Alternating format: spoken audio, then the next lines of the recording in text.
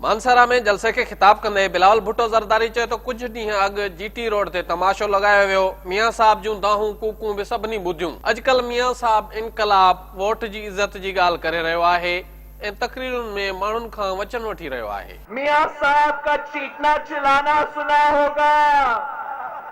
वो आप इनकलाब की बात कर रहे हैं, वो वोट की हुर्मत की बात कर रहे हैं। उन चयो त मियां साहब भली केतिरियूं बि दाहूं करे अवाम हाणे संदसि दोखे में न ईंदो, छाकाणि त हू मासूम न पर ॾोही आहे। उन मुल्की नाणो फुरियो आहे, हाणे वरी चवे थो त खेसि छो कढियो वियो। मियां साहब अपनी तकरीरों में लोगों से वादा ले रहे हैं कि वो जब सड़कों पर निकलने की कॉल दे तो अवाम उनका साथ दे। मियां साहब, आप कितना भी चीखे चिल्लाएं, कितना भी चीखे चिल्लाएं, अब अवाम आपके धोखे में नहीं आएगी।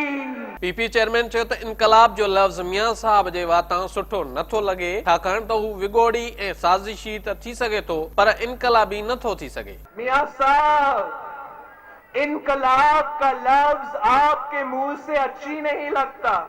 खिताब दौरान बिलावल भुट्टो ज़रदारी, पीटीआई सरबराह इमरान खान ऐं केपी सरकार ते बि तनक़ीद जा तीर वसाया। संदसि चवणो त नया खान पाण शौकत खानम जी ॻाल्हि करे थो पर संदसि सूबाई सरकार सियासी दुश्मनी में नुसरत भुट्टो कैंसर अस्पताल खे बंद करे छॾियो। बेगम नुसरत भुट्टो कैंसर प्रोग्राम शुरू किया गया, मगर अफसोस कि नया खान साहब की सूबाई हुकूमत ने सियासी दुश्मनी की वजह से इस प्रोग्राम को बंद कर दिया।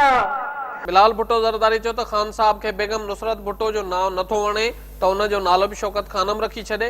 अगर आपको बेगम नुसरत भुट्टो के नाम पर एतराज है तो इसको भी शौकत खानम का नाम दे दो। पीपी चेयरमैन चयो त पीटीआई वारा कूड़ ॻाल्हाए रहिया आहिनि त हू तालीम जे शोबे में इनकलाब पिया आणनि ऐं 1 लख ॿार ख़ानगी खां सरकारी स्कूलनि में आया आहिनि, पर हिन साल सरकारी स्कूलनि जा नतीजा बदतरीन आया आहिनि। खैबर पख्तूनख्वा के सरकारी स्कूल्स की हालत ये है कि एक भी पोजीशन सरकारी स्कूल्स के बच्चे ने हासिल नहीं की। उन चयो त नया खान हर कंहिं ते करप्शन जा इल्ज़ाम लॻाए थो ऐं जॾहिं स्टेज ते अचे थो त माण्हुनि सां नओं कूड़ ॻाल्हाए थो। पीपी चेयरमैन चयो त 2018 वारी इलेक्शन संदसि पहिरीं ऐं इमरान खान लाइ आख़िरी हूंदी। 2018 का इलेक्शन मेरा पहला इलेक्शन और इमरान खान का आखिरी इलेक्शन। बिलावल भुट्टो ज़रदारी चयो त पीपी वफ़ाकी पार्टी आहे ऐं हर इलाइक़े जी तरक़ीअ जो सोचे थी। संदन हुकूमत हर शोबे में कमु कयो त जीअं ख़ुशहाली अचे।